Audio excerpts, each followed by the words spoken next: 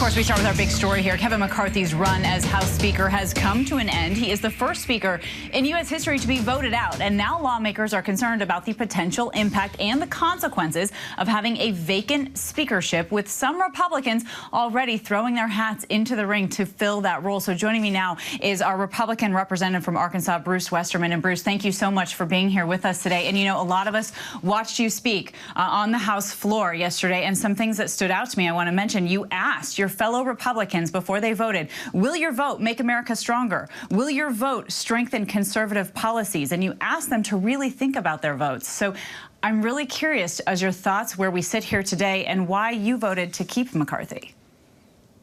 Well, I think Kevin McCarthy was leading our Republican conference in the right direction and doing a great job. It's very unfortunate that what happened yesterday happened. But the fact is it happened, and here we are today. We're still in a country that's got skyrocketing debt. We've got this window to November 17th until we run out of funding again. We've got migrants pouring across the southern border, creating havoc in many of our cities across the country. Huge amounts of fentanyl coming in and killing many Americans every day. The problems haven't gone away, but we're at with a lack of leadership in the House right now. We don't have a Speaker of the House, and it's unfortunate that what happened, but now we've got to figure out how to move forward, how to lead our country, and how to get back to the task at hand. You know, we were supposed to be here, Kana, this week doing appropriation bills on what was going to be a tight schedule to get them done before November 17th. Now we've had this huge disruption that's stopped action on the House floor. A speaker's race isn't something that just happens like running for class president. You got to give people time to contact members, to make their case to the conference, and then you've got to get the votes on the floor. You saw what happened in January with Speaker McCarthy, who got over 200 votes in our conference, and it took 15 votes for him to get elected on the House floor. I think that's only been complicated now. And we've got to, you mentioned, how do we unite? We've got to unite as a conference so that we can unite behind a leader that can move us forward to take this country where we need to be. Certainly. And let's talk about moving forward. Let's talk about who can possibly unite the Republicans. A number of people here throwing their hats into the ring. That includes Louisiana Representative Steve Scalise and also Ohio Representative Jim Jordan, who is, of course, a Trump ally. In your opinion, can either of these lawmakers really do the job and unite the Republican Party? I think both of them can if the Republican Party would unite to begin with. The problem is not that Kevin McCarthy couldn't lead a united party. He actually led a party with a lot of divisions in it better than I think anybody could lead it. And it's hard to lead people who don't want to be led. And that's what we've got to do as a Republican conference. We have to come together and figure out what it is that draws us together. You know, I thought that was fiscal responsibility and securing our border, yet Speaker McCarthy put a bill on the floor that 21 Republicans voted against. So it's going to be one of those, and it's probably going to take several meetings for us to come together and decide what it is we really want, what we can unite around, and who's going to be the person that leads us forward in doing that. Well, in your opinion, who is that person?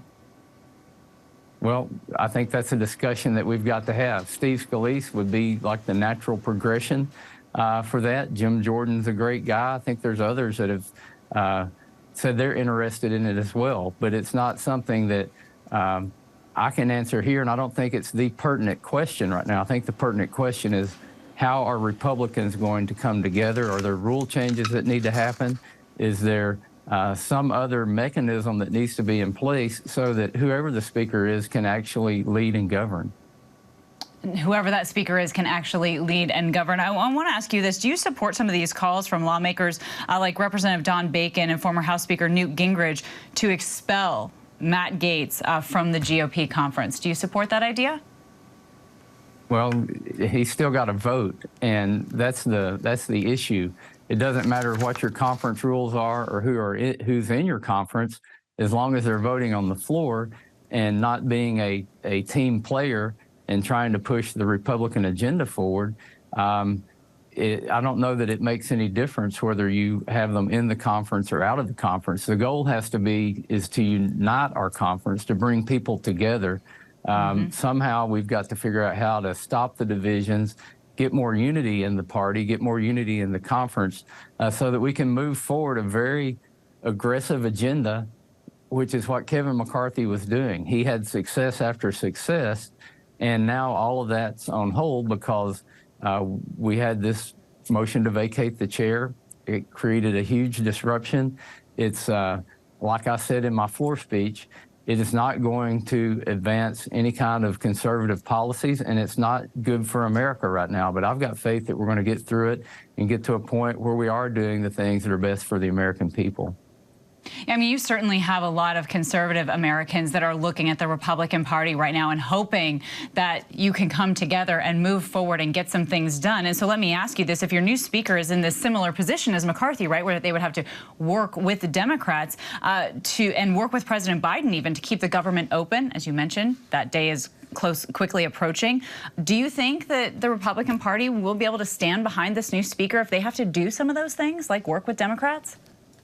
That's the big question we have to answer, and that's where Speaker McCarthy was hamstrung. He had all these different factions. We had an overwhelming majority of our conference that had a direction we wanted to go in, that we wanted to use what leverage we had. We wanted to put the policies out there that are conservative, that are policies that are good for America, and use those in the debate and the negotiations. But apparently that wasn't good enough. And I don't think we're any better off today than we were yesterday. We're actually worse off today than we were yesterday.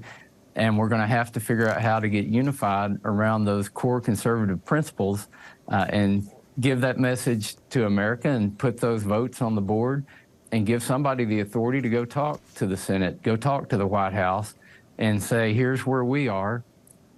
We see where you are. How do we come together to do what's best for the country? And that's exactly what Kevin McCarthy has been doing the whole time and doing a great job at it. It's, again, just unfortunate that he was kicked out of the speaker's chair. Well, Representative Westerman, we will, of course, be keeping a close eye on this, and we certainly appreciate your time on a very busy day today. Thank you so much. And I want to bring this big story now to our panel. So joining us today is ABC News contributor Mike Muse, ABC News political contributor and former Republican representative for Virginia, Barbara Comstock, ABC News political contributor and former Democratic senator for North Dakota, Heidi Heitkamp, along with ABC News' Catherine Falders. And so, again, you're joining me on this historic day here. Barbara, let's start with you. We just heard from this Republican representative there, Bruce Westerman. Do you think that they actually have the ability to unify the Republican conference here? It was almost as if he was saying, you know, the speakership wasn't the problem. It was everyone else in the Republican Party. And we're focusing so much on these 8 votes and maybe not looking across the board at all the other votes that tried to keep him in. Well, right. And, you know, Bruce is one of those serious people who actually legislates and gets things done. So, you know, I feel his pain. But, you know, I think when you look at the 2 who've announced thus far, you know, Steve Scalise does have a lot of goodwill across the entire conference. You know, he was somebody, you know, when you pass legislation, regardless of what part of the party you were from, he sent you a cookie. You know, he was always trying to help whatever, you know, part of the party you were from. You know, and I think it contrasts with Jim Jordan, who actually, I don't think Jim has ever passed a bill. You know, maybe he did a post office, but he's certainly not passed legislation. Even Matt Gaetz was attacking him for how bad those hearings went recently. So he's not really, and Jim isn't somebody who really understands all the variety of membership across the spectrum of the party. So certainly from the 2 announced candidates, it makes a lot more sense to have somebody who's been in that position, but also somebody who has not, you know, is well liked and has not really had a lot of enemies throughout his time in leadership. Yeah, certainly a lot less divisive. Catherine, to you, ABC is reporting that Republican lawmakers are having these closed-door meetings. So what are you hearing there from lawmakers on the Hill? Who is poised to, you know, succeed McCarthy here? Yeah, and Barbara knows this well from her time up there. There's been a lot of closed-door meetings on Capitol Hill.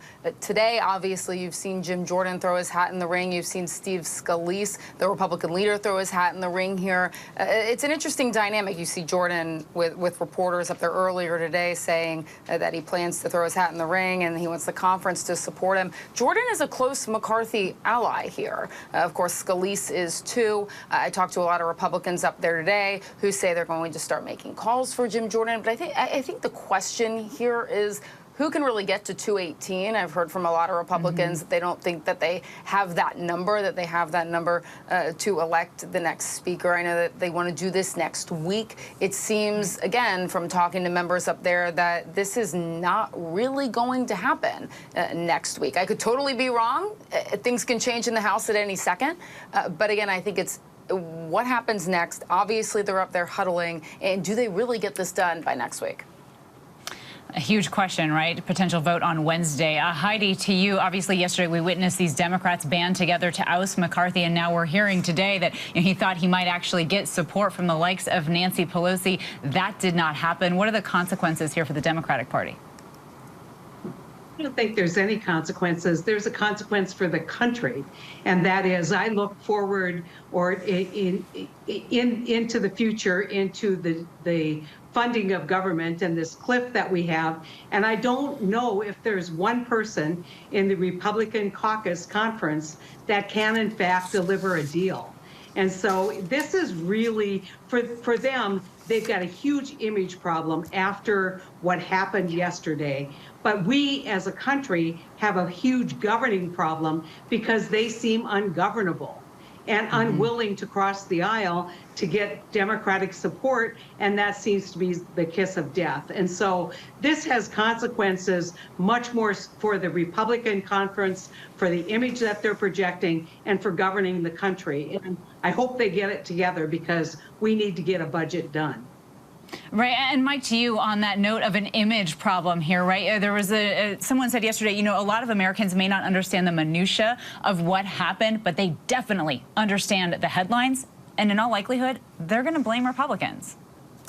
They absolutely are going to blame the Republicans because what's going to happen, this path doesn't get any easier for the Republican Party at hand. Because of the fact of the image, they have to figure out who they are as a Republican Party.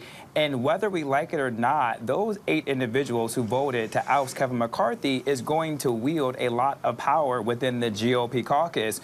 Whoever goes up for the speakership is going to have to negotiate with those 8 and really one person, who is Matt Gaetz, to determine what is it that they want in a speaker in order to create opportunities for legislation to move forward out of the caucus in order for it to even have any bipartisan impact. You have to look at a Republican like Representative Lawler, who is more the moderate, who is actually angry with this 8. And so how do you reconcile the moderate wing of the Republican Party who are angry with this 8 in order to advance one to get 218 votes?